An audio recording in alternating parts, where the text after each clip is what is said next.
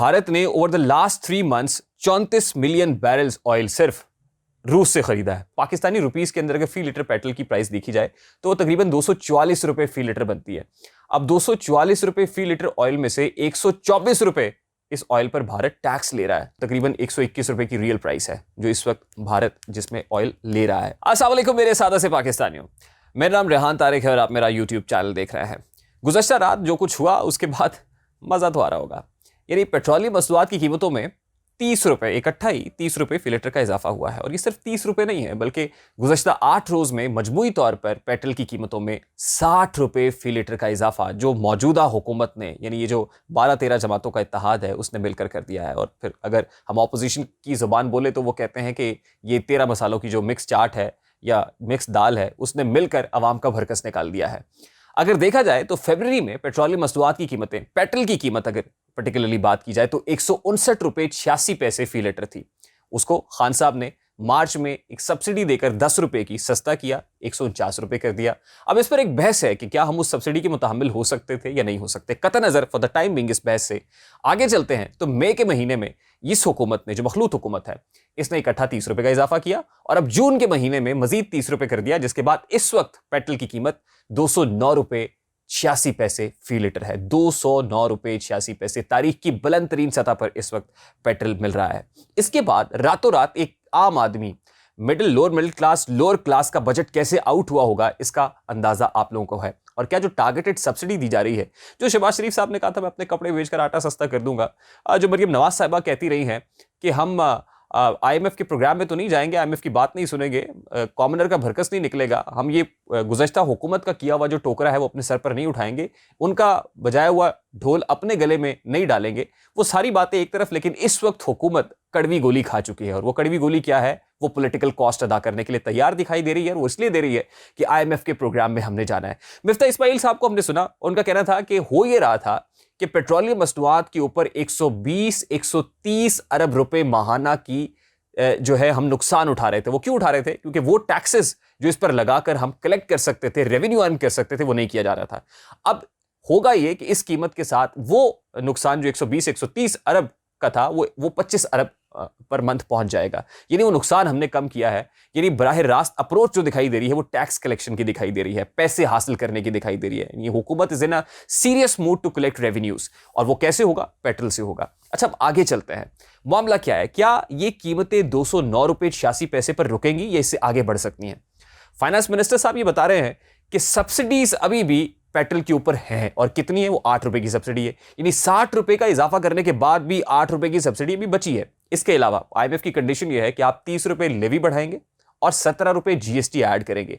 यानी इस वक्त जो पेट्रोलियम प्रोडक्ट्स की प्राइसेस है उसके अंदर ना तो कोई लेवी है और ना ही कोई GST है। अब मेरे सादे से पाकिस्तानियों, जो 8 रुपए सब्सिडी के बचे हैं, अगर वो भी इस वक्त की कीमतों में ऐड कर लिए जाए तो पेट्रोल की कीमत बनती है 218 रुपए। यानी अगर 210 रुपए अब है, 8 रुपए ऐड कर ले 218 बन जाएगी, 30 रुपए लेवी के भी ऐड कर दे 248 बन जाएगी। और अगर जनरल सेल्स टैक्स जो IMF की कंडीशन है 17% का GST भी इसके ऊपर इंपोज कर दिया जाए तो टोटल प्राइस बनती है 290 रुपए फी लीटर। यानी 209 को आप 290 कर लें।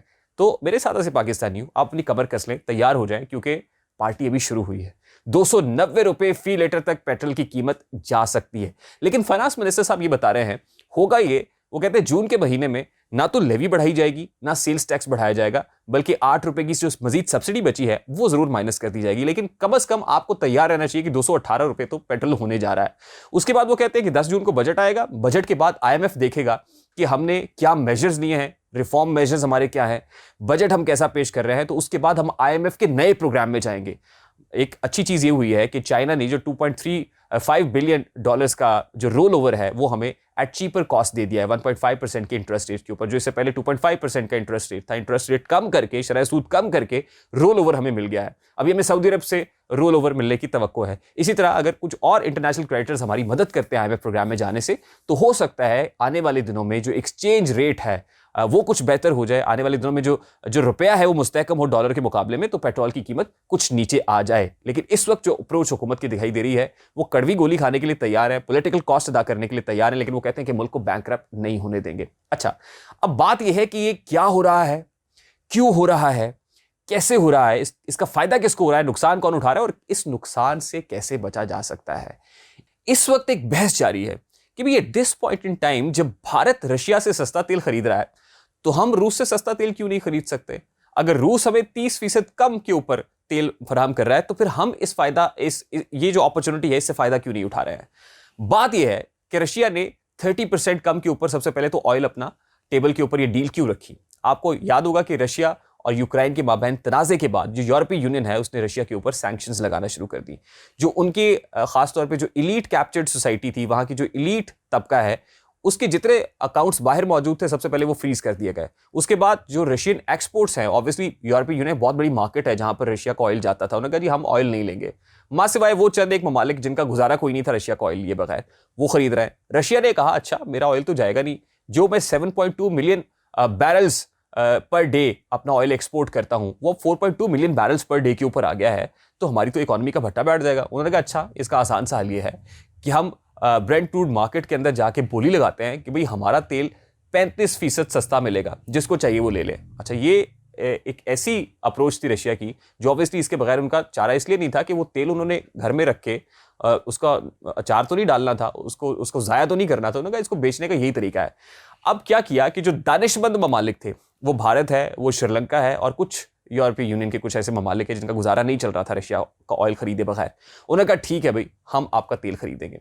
अब भारत ने क्या करना शुरू किया, सेंसिबल मूव लेकर उन्होंने ये करना शुरू किया जनाब कि रशिया से जो पहले 3% यानी ऑयल खरीद रहे थे अपने टोटल ऑयल का, वो तकरीबन ले गए जनाब 35% के ऊपर। यानी अगर मैं टोटल कॉस्ट की बात करूं जो भारत ने ऑयल लिया है रशिया से, यानी भारत ने over the last 3 months 34 million barrels oil सिर्फ रूस से खरीदा है। यानी सस्ता ऑयल भारत खरीद रहा है रूस से, और क्या कर रहा है, क्या आवाम को सस्ता दे रहा है? ये एक और बहस है। आवाम को ये ऑयल फिर भी सस्ता नहीं मिल रहा है। क्यों? वो इसलिए कि भारत के इस वक्त पाकिस्तानी रुपीस के अंदर अगर फी लीटर पेट्रोल की प्राइस देखी जाए तो वो तकरीबन 244 रुपए फी लीटर बनती है। अब 244 रुपए फी लीटर ऑयल में से 124 रुपए इस ऑयल पर भारत टैक्स ले रहा है। क्यों? क्योंकि सेंसिबली वो ज्यादा पैसे इकट्ठा करना चाहता है, वो अपने जो रिजर्व्स हैं उनको बेहतर करना चाहता है। 124 रुपए टैक्स, यानी इसका मतलब जो रियल प्राइस है ऑयल की वो कितनी होगी? इसका मतलब यह है कि वो तकरीबन 121 रुपए की रियल प्राइस है जो इस वक्त भारत जिसमें ऑयल ले रहा है, और आवाम को कितने में दे रहा है? 245 रुपए फी लीटर पाकिस्तानी रुपीस के अंदर। यानी भारत को ऑयल सस्ता मिल रहा है, आवाम को वो 245 रुपए फी लीटर में दे रहा है, उस पर बहुत सारा टैक्स कलेक्ट कर रहा है और इस तरह अपनी इकोनॉमी को बेहतर बना रहा है। अब 4 सवाल जो बड़े इंपॉर्टेंट हैं जो आज के व्लॉग में हमने डिस्कस करने हैं कि क्या पाकिस्तान रशिया से ऑयल खरीद कर इसको रिफाइन कर सकता है? क्योंकि एक बहुत बड़ी बहस यह है कि हम अगर रशिया से ऑयल खरीद लेंगे तो हमारे पास इसका रिफाइनिंग मैकेनिज्म कोई मौजूद नहीं है, ऐसी रिफाइनरी मौजूद नहीं है जो रशियन ऑयल को रिफाइन कर सके। नंबर 2 क्वेश्चन यह है कि हमें रशिया से ऑयल खरीदने को कौन मना कर रहा है, रोक कौन रहा है? क्या आईएमएफ का प्रेशर है? आईएमएफ प्रेशर डाल रहा है हम पर। तीसरा सवाल यह है कि अगर पाकिस्तान को रोक सकता है, अगर इंटरनेशनल लॉबी पाकिस्तान के ऊपर सैंक्शंस लगा सकती है, तो फिर भारत के ऊपर सैंक्शंस क्यों नहीं लग रही? और चौथा इंपॉर्टेंट पॉइंट यह है कि पाकिस्तान और रूस के माबैन क्या तेल के हवाले से कोई मुआहिदा मौजूद है या नहीं है? अब वन बाय वन हम इन क्वेश्चंस को एड्रेस करने की कोशिश करते हैं। अच्छा, पहला सवाल यह है कि क्या रूसी ऑयल पाकिस्तान में रिफाइन हो सकता है? जो क्रूड ऑयल हम रशिया से उठाएंगे क्या हम उसको रिफाइन कर सकते हैं? तो इसका जवाब यह है कि रशिया में 4 किस्म का तेल होता है। अगर हम उसकी कैटेगरीज की बात की जाए तो 4 किस्म का क्रूड ऑयल रशिया प्रोड्यूस कर रहा है। एक है ईएसपीओ, एस्पो, दूसरा है यूराल्स, तीसरा है सोकोल, और जो चौथा है वो है सखालिम, मैं अगर इसको ठीक तरीके से प्रोनाउंस कर पाऊं। तो जो ईएसपीओ है और सुखालम है, इसको रिफाइन करने के लिए पाकिस्तान के पास रिफाइनरीज मौजूद हैं, लेकिन जो बाकी जो 2 किस्म का ऑयल है, जो यूराल्स है, ये सोकोल है, इसको रिफाइन करने के लिए पाकिस्तान की रिफाइनिंग कैपेसिटी ठीक नहीं है। तो हो सकता है कि जो भारत रशिया से ऑयल इंपोर्ट कर रहा है वो इन 2 टाइप्स का कर रहा है जिसको रिफाइन करने की भारत के पास कैपेसिटी मौजूद है। ना सिर्फ भारत रशिया से ऑयल इंपोर्ट कर रहा है बल्कि चाइना भी इंपोर्ट कर रहा है, और चाइना आपको पता है कि इतना स्कैरस तो है नहीं, वो ये ऑयल इंपोर्ट करके रशिया से सस्ते दामों इसको आगे एक्सपोर्ट कर रहा है। यानी उसके ऊपर तो कोई ऐसी सैंक्शंस नहीं है, यानी वो आगे एक्सपोर्ट करके मजीद ज़र मुबादला कमा रहा है। तो इसका मतलब यह है कि पाकिस्तान के पास इन 2 कैटेगरीज को रिफाइन करने की कैपेसिटी जरूर मौजूद है, नीयत होनी चाहिए। दूसरे सवाल की तरफ बढ़ते हैं, क्या आईएमएफ पाकिस्तान को रशिया से ऑयल खरीदने, रूस से ऑयल खरीदने से रोक सकता है? बात यह है कि आईएमएफ है एक लेंडर, इंटरनेशनल क्रेडिटर है जिसने हमें पैसे देने हैं। अगर मैंने किसी को पैसे दिए हुए हैं, उधार दिए हुए हैं, और मैं चाहता हूं कि मेरा दोस्त है, उसके बड़ा मुश्किल वक्त चल रहा है, मैं इसको कुछ पैसे दे देता हूं, वो मुझसे वादा करता है कि यार इन पैसों से मैं कारोबार करूंगा और कारोबार करके आपका कर्ज चुका दूंगा। अब मैं उस दोस्त के ऊपर नजर रखूंगा कि जो इसने वादा मुझसे किया था, क्या कोई कारोबार कर रहा है या अल्ले तलल्लों में पैसे उड़ा रहा है। ये कोई नए कपड़े खरीद रहा है, नई गाड़ी खरीद रहा है, नए जूते खरीद रहा है, नया मोबाइल फोन खरीद लिया है, या वाकई कोई बिजनेस कर रहा है और उससे अर्निंग हो रही है इसकी और उसमें से कुछ पैसे मुझे वक्तन फवक्तन वापस लौटा रहा है। तो भाई आईएमएफ ने अगर पाकिस्तान को पैसे दिए हुए हैं तो आईएमएफ इसलिए चाहेगा कि हम स्ट्रिक्ट मॉनेटरी पॉलिसी को फॉलो करें। हमारी जो इकोनॉमिक रिफॉर्म्स है वो इसलिए आए ताकि हम आईएमएफ का पैसा वापस कर सकें। तो आईएमएफ हमारे ऊपर चेक एंड बैलेंस रखेगा। आईएमएफ को इसमें क्या नुकसान है कि हम रशिया से सस्ता तेल खरीदें, भारी टैक्सेस लगाएं पब्लिक के ऊपर, ज्यादा पैसे इकट्ठे करें और आईएमएफ को वापस कर दें। तो इसका मतलब यह है कि आईएमएफ को तो इसमें कोई नुकसान नहीं है। आईएमएफ तो कभी नहीं चाहेगा कि हम महंगा तेल खरीदें, आईएमएफ चाहेगा हम सस्ता तेल खरीदें। हाँ, ये हो सकता है कि IMF is like under hegemony of America, America की छत्र छाया के अंदर आईएमएफ के ऊपर यह दबाव हो कि नहीं, रशिया से पाकिस्तान ऑयल नहीं खरीद सकता, ये हो सकता है। तो बात यह है कि इंडिया के ऊपर फिर ये दबाव क्यों नहीं है, जो मेरा तीसरा इंपॉर्टेंट क्वेश्चन है कि अगर पाकिस्तान के ऊपर सैंक्शंस लग सकती हैं, जैसे मिफ्ता इस्माइल साहब ने कहा कि प्रॉब्लम यह है कि हम पे सैंक्शंस लग सकती हैं, तो भाई इंडिया के ऊपर ये सैंक्शंस क्यों नहीं लग सकती, फिर इंडिया कैसे खरीद रहा है। तो भाई बात यह है, इंडिया का जो वॉल्यूम ऑफ इकोनॉमी है और पाकिस्तान का जो वॉल्यूम ऑफ इकोनॉमी है उसमें जमीन आसमान का फर्क है। जमीन आसमान का मतलब वाकई जमीन आसमान। वो कैसे? अगर हम जीडीपी की बात करें इंडिया की, तो इंडिया की जो जीडीपी है वो 10% ज्यादा है पाकिस्तान से। 10%, 1% नहीं, 10% ज्यादा है। मिस्टर 10% को तो आप जानते होंगे, 10% ज्यादा है। यानी 2021 के अंदर जो टोटल वॉल्यूम ऑफ जीडीपी है पाकिस्तान का वो $280 बिलियन है। और भारत का पता कितना है?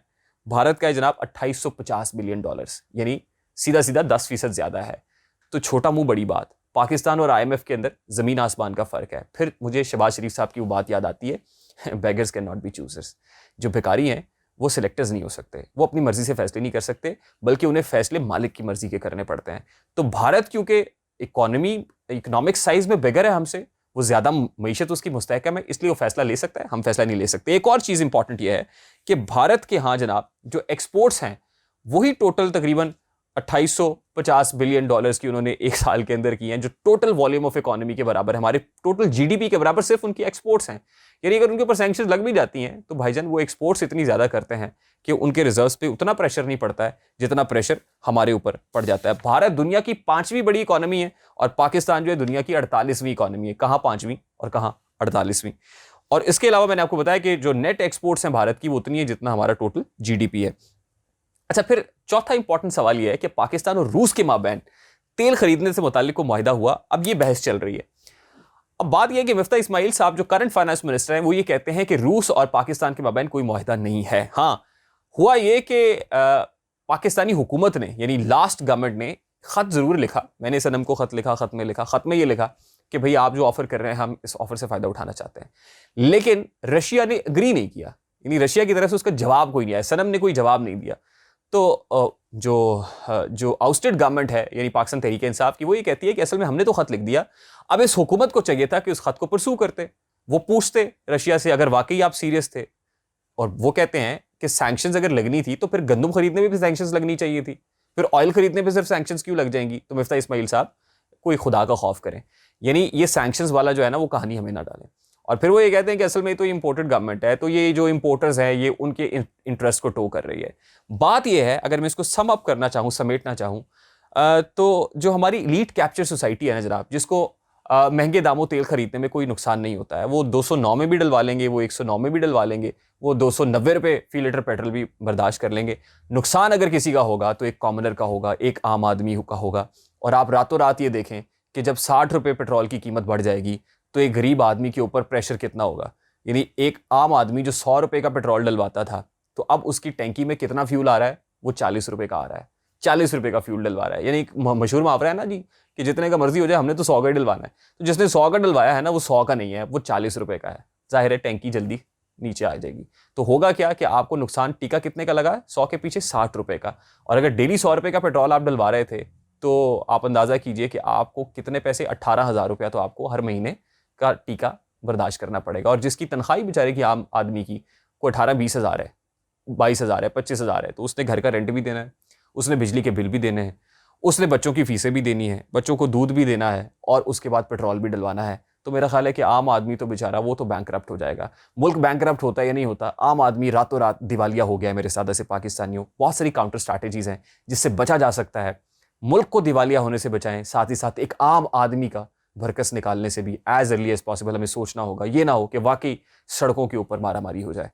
आई होप कि जो इन्फॉर्मेशन हमने आपके साथ शेयर की है आपको पसंद आई होगी, और उसके बाद फैसला आपने करना है कि क्या ये हुकूमत ठीक कह रही है, माजी की हुकूमत ठीक कह रही थी, और फिर वे फॉरवर्ड क्या है। मुझे रेहान तारिक को इजाज़त दीजिए। अपना बहुत सारा ख्याल रखिएगा, ना सिर्फ अपना बल्कि अपने दोस्त अहबाब रिश्तेदारों और माहौल का ख्याल रखिएगा। अस्सलाम वालेकुम।